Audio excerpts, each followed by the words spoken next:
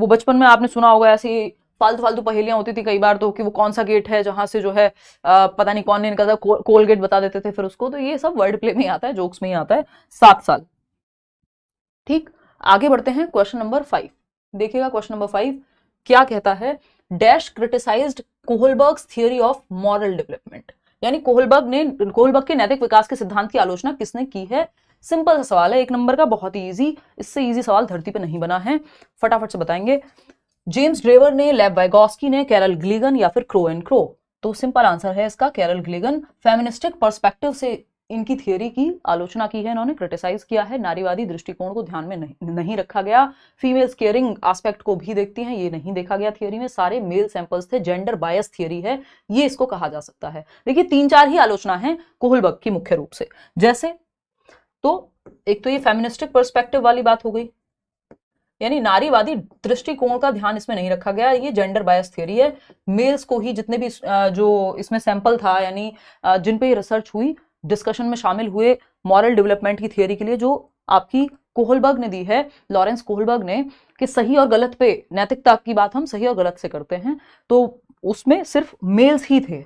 जितने भी सैंपल्स थे, जितने भी लोग थे डिस्कशन में, वहां फीमेल्स को शामिल नहीं किया गया था, तो इसलिए जेंडर बायस थियरी है। दूसरी, यहाँ पे हाइपोथेटिकल सिचुएशंस हो सकती हैं, यानी परिकल्पनात्मक, कि व्यक्ति जब डिस्कशन हो रहा है तो कहे हाँ चोरी करना गलत बात है, और समय पड़ने पे चोरी कर ले, तो ये इमेजिनरी सिचुएशन हो गई, एक्चुअल में वो कुछ और कर सकता है। ये इसकी आलोचना है थियरी की।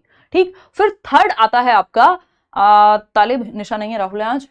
थर्ड आपका आता है कि इसमें जेंडर वाली प्रॉब्लम है, हाइपोथेटिकल है। दूसरा, सभी कल्चर पे लागू नहीं होती, ये इस थियरी के क्रिटिसिज्म है। कैरल ग्रीगन इन्हीं की स्टूडेंट थी, कोहलबर्ग की, मतलब थी क्या, है अभी भी। क्वेश्चन नंबर 6 देखिएगा, कोहलबर्ग नहीं रहे बस।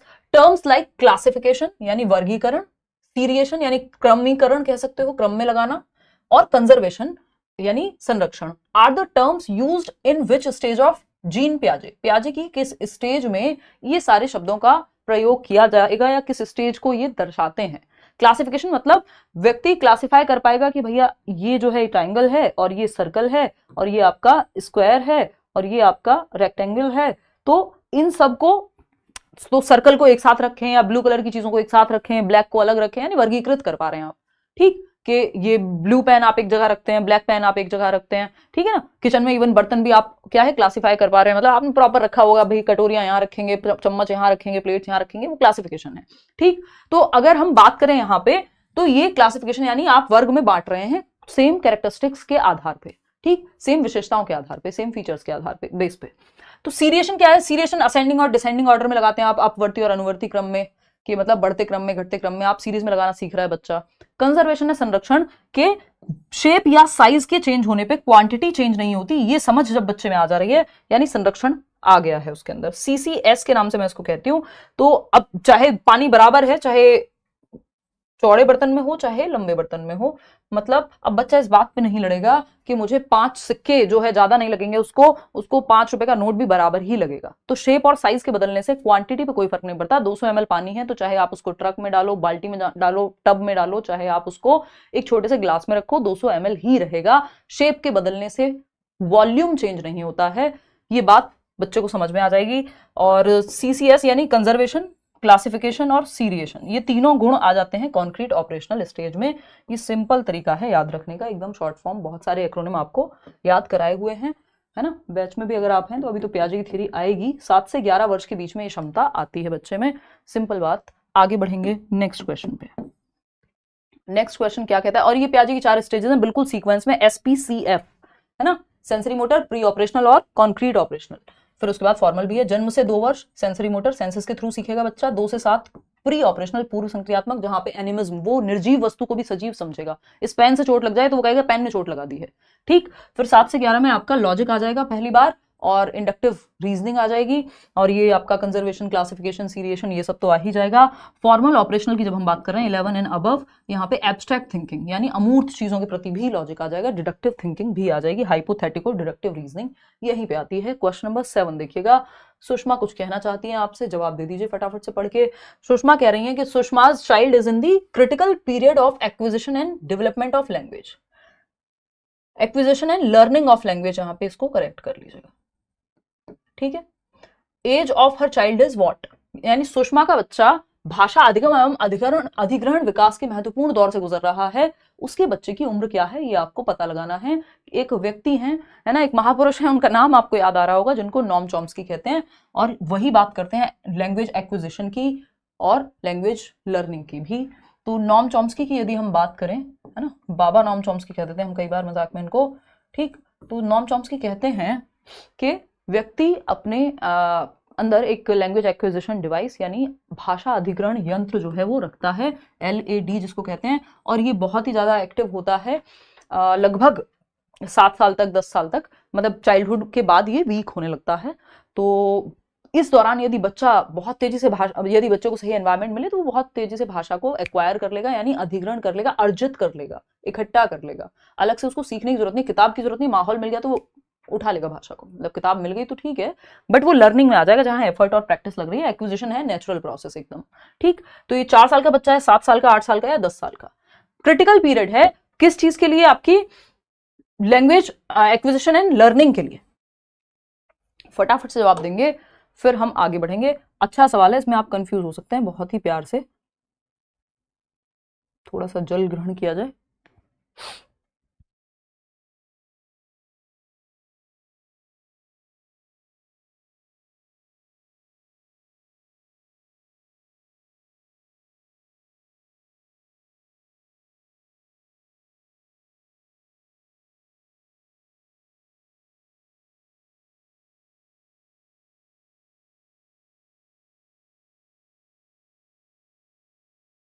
कोई कह रहा है एमपी टेट की क्लास कब होगी? कराएंगे कराएंगे, देखना एक सेशन ले लूंगी मैं टाइम निकाल के। सुषमा का बच्चा भाषा अधिगम अधिग्रहण विकास के महत्वपूर्ण दौर से गुजर रहा है, कौन सी क्या उम्र होगी? अब हमने बात की 4 से 10 वर्ष तक, अगर हम देखें तो उम्र तो बहुत ही बेहतर है, जन्म से भी इवन अगर आप देखेंगे तो ये तो बहुत क्रिटिकल पीरियड कहा जाता है, अर्ली चाइल्डहुड भी कह देते हैं जिसको हम। तो अर्ली चाइल्डहुड यानी 2 से 6 वर्ष तक का समय, उसमें भी 4 वर्ष का जो समय है ये बहुत ही क्रिटिकल है, सुपर क्रिटिकल है। तो 4 साल की जो उम्र है वो यहाँ पे सबसे ज्यादा क्रिटिकल कहलाएगी। 10 साल तक बहुत एक्टिव रहेगा आपका लैंग्वेज एक्विजिशन डिवाइस, बच्चा बहुत तेजी से भाषा को एक्वायर कर लेगा अगर उसको एनवायरनमेंट मिल जाए, अगर उसके आसपास लोग इंग्लिश बोलते हैं, हिंदी बोलते हैं, मराठी बोलते हैं, वो तीनों भी एक्वायर कर लेगा बिना किसी अलग से रूल और रेगुलेशन के, वो लैंग्वेज को ग्रहण कर लेगा जैसे आपने अपनी मातृभाषा को किया है, यानी मदर टंग को किया है। उसके लिए आपको कोई टीचर नहीं लगा, कोई किताब नहीं लगी, कोई ग्रामर नहीं लगी, आपने आसपास से बोलना सीख लिया, ठीक। सीखना भी कहना गलत होगा, अधिग्रहण कर लिया, अर्जित कर लिया, एक्विजिशन कर लिया। बल्कि लर्निंग जब आप दूसरी भाषा स्कूल में जाकर के सीखते हैं other than your mother tongue, जिसको हम टारगेट लैंग्वेज भी कह देते हैं कई बार इंग्लिश पेडागोजी में, कि आप रूल रेगुलेशन सीख रहे हैं, उस भाषा के नियम सीख रहे हैं, पढ़ना सीख रहे हैं, लिखना सीख रहे हैं, proper listening, speaking, reading, writing, वो सारी स्किल्स पे काम कर रहे हैं, मतलब एफर्ट और प्रैक्टिस करके लर्न कर रहे हैं। अगर आप नेचुरली ये काम कर रहे हैं तो ये एक्विजिशन कहलाएगा, जो मदर टंग के केस में होता है। तो क्रिटिकल पीरियड कह देते हैं इसको आप लैंग्वेज एक्विजिशन के लिए, जो आपका 2 से 6 वर्ष का काल है, जिसमें 4 साल बहुत महत्वपूर्ण है। आगे बढ़ेंगे, क्वेश्चन नंबर 8 देखिएगा क्या कहता है, समझते हैं। क्वेश्चन नंबर 8 कहता है, रूही है, एक बच्ची है, Ruhi, a student of class 8, is different from her classmates in a sense that she always thinks of multiple solutions to a problem, many of which are original solutions. Ruhi एक बच्ची है जो अपने क्लासमेट से, अपने साथी समूह से डिफरेंट है इस केस में कि वो मल्टीपल सॉल्यूशन सोचती है, एक प्रॉब्लम के, एक समस्या के कई सारे निदान या समाधान उसके दिमाग में होते हैं, और ये सारे जो समाधान है ये ओरिजिनल सॉल्यूशंस होते हैं, यानी उसके दिमाग में खुद से आते हैं, नवीन होते हैं, कुछ डिफरेंट होते हैं, ठीक है। Ruhi displays characteristics of a और एन, किस तरह के बच्चे के लक्षण रूही में दिखते हैं आपको, ठीक। तो कक्षा 8 की छात्रा है, कक्षा 8 की छात्रा है तो क्या उम्र होगी? लगभग 14 साल, है ना। ये एज भी ध्यान रखा करो, कौन सी क्लास का बच्चा है तो किस क्लास में होगा। सीटेट भी आपका कहता है ये पेपर 1 में जो है 6 से 11 वर्ष के बच्चे को ध्यान में रख करके आंसर कीजिए आप, और पेपर 2 में 11 से 14 वर्ष के बच्चे को आंसर कीजिए, क्योंकि 6th to 8th क्लास आपकी यहाँ पेपर 2 में आ जाएगी, और 1st to 5th क्लास 6 से 11 का बच्चा, क्योंकि पहली क्लास में बच्चा जाएगा 6 साल की उम्र में, ठीक है बात। तो ये बेसिक आइडिया अगर आपको होगा तो आसानी होगी पेपर को सॉल्व करने में। फटाफट से बताएंगे, कक्षा 8 की छात्रा रूही अपने सहपाठियों से इस मायने में अलग है कि वह हमेशा एक समस्या के कई समाधान सोचती है, जिसमें से कई मूल समाधान होते हैं, यानी ओरिजिनल होते हैं, जेन्युइन होते हैं, वो कहीं से कॉपीड नहीं होते, और दिशाओं में सोच पाती है ये जो बच्ची है, ठीक है ना। हिमानी लेट्स सी कब आती है भाई? तो क्रिएटिव थिंकर है, सिंपल बात, या डाइवर्जेंट थिंकर या आउट ऑफ द बॉक्स सोचती है, यानी लीक से हटके सोचती है, जिसको हम एडवर्ड डी बोनो ने लेटरल थिंकिंग भी कहा है ना। डाइवर्जेंट थिंकर है यानी दिशाओं में सोचती है, एक चीज के मल्टीपल सॉल्यूशन है उसके दिमाग में, रचनात्मक विचारक कहलाएगी, अभिसारी नहीं कहलाएगी, कन्वर्जेंट नहीं कहलाएगी, क्योंकि कन्वर्जेंट व्यक्ति क्रिएटिव नहीं हो पाएगा, क्योंकि जो सिर्फ एक ही सॉल्यूशन पे अटका हुआ है या 4 चीज से एक पॉइंट पे तो आ सकता है, तो वो अच्छा डिसीजन मेकर कहलाएगा, लेकिन वो दिशा में नहीं सोच पाएगा। ठीक, तो कन्वर्जेंट थिंकिंग और डाइवर्जेंट थिंकिंग दोनों दिए थे आपके जॉय पॉल गिलफर्ड ने, जो जिसमें कन्वर्जेंट थिंकिंग को उन्होंने जोड़ा इंटेलिजेंस से, कि भाई ये जो क्वेश्चन है ये कन्वर्जेंट थिंकिंग का उदाहरण है, अभिसारी चिंतन का, कि एक क्वेश्चन है 4 ऑप्शन है, एक ही सही होगा, यानी कन्वर्जेंट थिंकिंग एक पॉइंट पे आएंगे आप 4 दिशाओं से। वहीं डाइवर्जेंट थिंकिंग जो है वो क्रिएटिविटी का उदाहरण है, या क्रिएटिविटी से जुड़ा हुआ है मैं कहूं। ठीक, सारे डाइवर्जेंट थिंकर